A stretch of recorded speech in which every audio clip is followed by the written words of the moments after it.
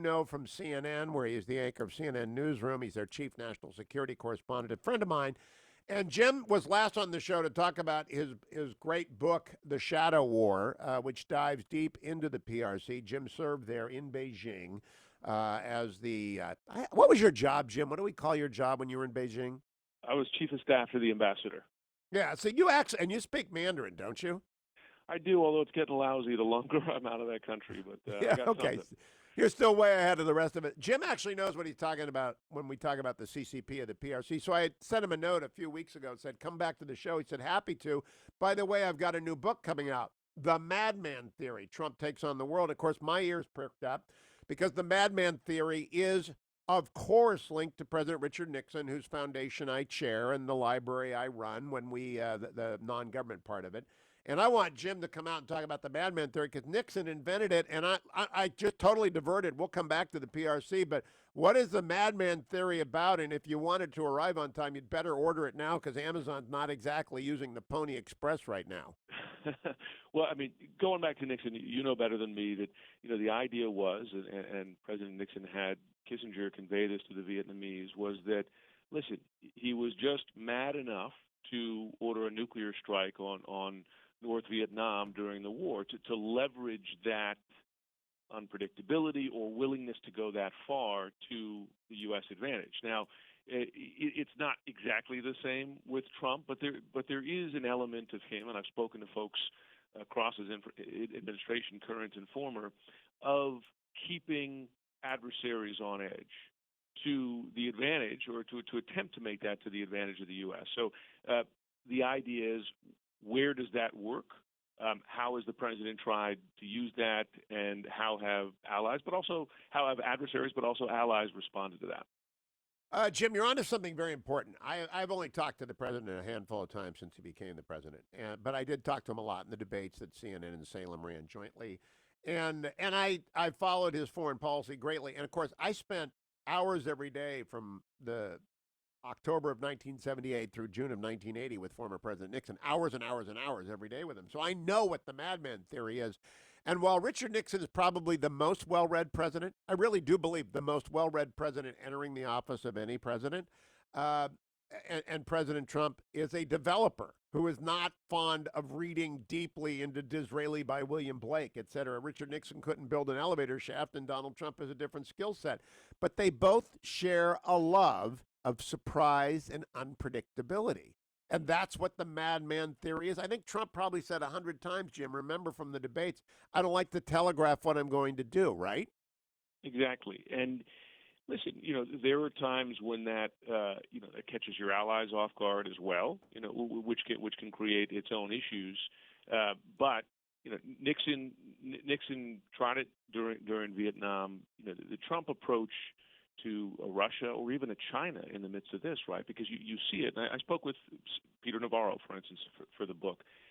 China, not knowing how far the president is willing to go, has at times put the U.S. in a stronger position relative to China in those negotiations. And then the president being willing to pull back, right, make a concession after pushing the limit. So some of it is the art of the deal. And that phrase, the art of the deal, came up frequently in interviews. Yeah, Jim Sciutto, I know I've known Peter for 30 years. One of the unpredictable thing about Trump is who he brings into his White House court. Peter Navarro is a hardcore Democrat, like he's a left winger, one of the more charming and occasionally abrasive guys in the White House. But O'Brien is my former law partner. I've known Mike Pompeo forever. This is a very experienced team. This is a group of people that know what they're doing, but I doubt that any of them on a daily basis knows where the boss is going to go. Do you agree with me on that? I do, and the reason I can say that with confidence is that they've told me that flat out, and it's in the book. And listen, to be fair, that creates its own issues, right? If your team, if the national security operation, if the agencies, if the Department of Defense and Department of State don't know what the next move is, it's interesting. One of the folks I interviewed for the book said that our adversaries also know that the organs of the U.S. government don't always know what the next move is, and then they seek to take advantage of that. So, listen, history is going to be a judge of where it put the U.S. in a stronger position and where it put it in a weaker position. What I try to do in the book is lay it out from folks on the inside to see how it played out with regards to China, but also North Korea, Syria, Iran, Afghanistan, etc., and even the coronavirus to some degree. I'm telling people, though, and I wonder if you agree, it takes two terms to make this work. Nixon's was cut short. He was on the brink of rearranging the world. To a certain extent, he did rearrange the world, but he also regretted that he may have launched a Frankenstein's monster in the CCP. But he took down the Soviet Union eventually by playing tripartite superpower diplomacy. But you can't do it in one term. It's not enough time. If Trump isn't reelected, this will be a giant swing and a miss because you can't go back to the Obama era, or you just will lose the advantage of unpredictability. And so I know you're not in the business of making political predictions. That's just my take on it. Let's talk about the CCP, Jim, since you know that. Any idea, in your view, if President Xi faces a Khrushchev moment inside?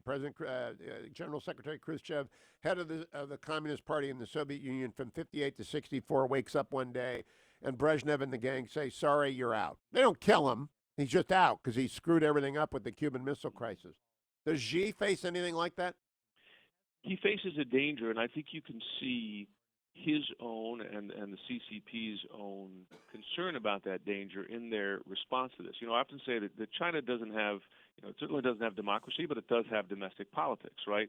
People care when their government screws up, and that's why early on, listen, it's a fact that China covered up the initial outbreak of this. They silenced local officials, they silenced doctors who were giving early warnings, and crucially, they silenced members of the public. They mine social media there to look for any comments and shut people down as they express concern and criticism of the government.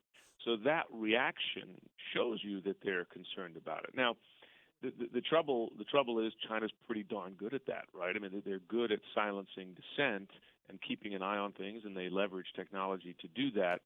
But I mean, the risk for them is one, the health factor here.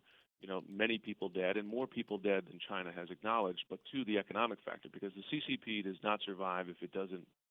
Its power doesn't survive if it doesn't keep that promise to make people wealthier over time. And they were able to keep that promise for many years as the economy grew. But there are cracks in that foundation right now, right? We already saw that with huge debt levels in the country. But as the economy shuts down, people don't make as much money, and they're not constantly getting richer. Then they look at the government and say, "Hey, what's in it for me?"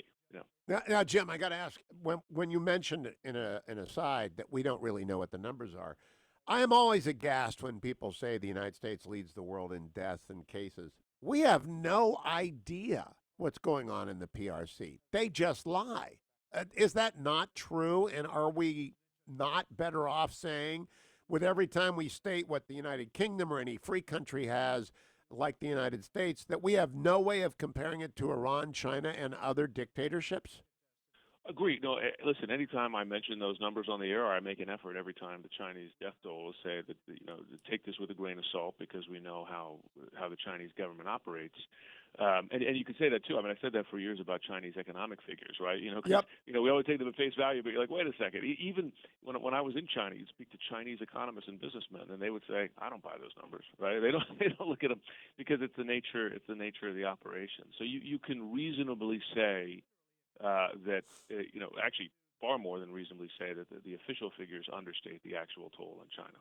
Now, tomorrow I've got Richard Haas on, and I think we're going to disagree because Richard argues that China can't be blamed for America not having PPE, et cetera. I think China can be blamed for everything because I'm a lawyer. I know what proximate cause is. I know what the chain of causation is, and I taught torts, not very well, but I taught it, and I know if China doesn't cover this up in October, none of this happens, Jim Sciutto. Have they come to grips with that publicly anywhere? Well, listen, I mean, if China had led on earlier, the true extent of this, would this have stopped the pandemic in its tracks? I'm not an epidemiologist, but we speak to a lot of them on the air, and the nature of this virus is quite aggressive, that there's a lot of evidence it would have gotten out anyway. Would it have given other countries, the U.S. included, more lead time to respond to it? Absolutely. That's no question. So, it can't.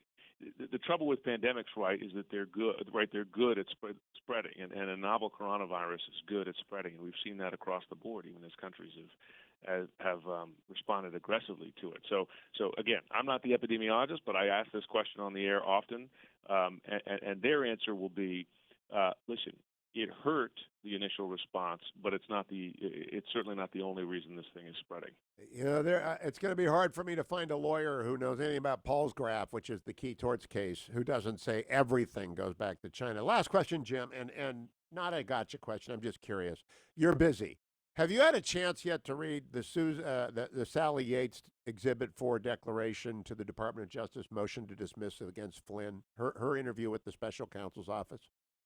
I have not read it in the last week. I've read other accounts. I've read the documents that Barr and his assistant relied on in reversing the Flynn decision, and I've read Mary McCord's dispute as to how that was characterized. I have interviewed Sally Yates before, and if you recommend me diving into it, I'll dive into it. Oh my gosh, this exhibit is the key to Obamagate. It is everything, and I'm not going to take seriously. I'm not going to put you on the spot and ask your opinion about Obamagate. That's a gotcha question. I don't do that, but I will tell you, the Sally Yates discussion with the special counsel reveals that although she outranks Brennan, Comey, Clapper, Susan Rice, everybody except the president and the vice president, she outranks them all. They kept her in the dark. She didn't know what was going on, and I am astonished that people don't know this. Jim, last question. Are you well? Everybody in Team Sciutto well? Family safe, and that's the best thing we can have. Best thing we can have in this environment. Good news. And same for you as well. Yes, everyone's fine, although I'm a little bit crazy. I mean, I'm now taken to watching one Seinfeld episode a day just to stay happy. That's my cure. I need, if you please send streaming ideas, because last night, I'll tell you what I watched last night, which I watched the original Midway movie. Oh, good movie. You got to dive back into old movies, I think. Yeah, but I also tell you, Fauda and Le Bureau, for someone like you, you'll love. One is Israeli and one is French, Fauda and Le Bureau, but a little Seinfeld goes a long way. Thank you, Jim Sciutto. The new book.